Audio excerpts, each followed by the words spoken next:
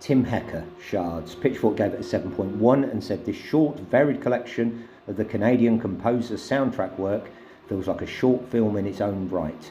Part sci-fi noir, part android tearjerker.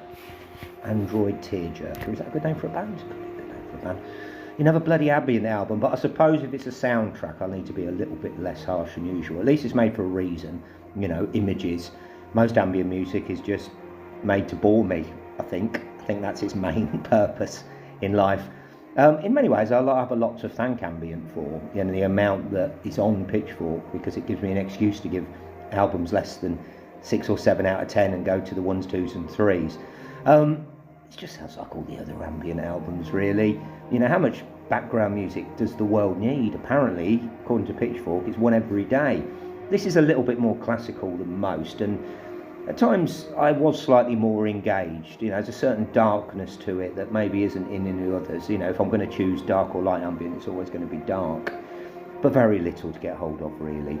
It was just there, pleasant enough, pretty inoffensive, but I like to be offended a little bit with music. 3 out of 10.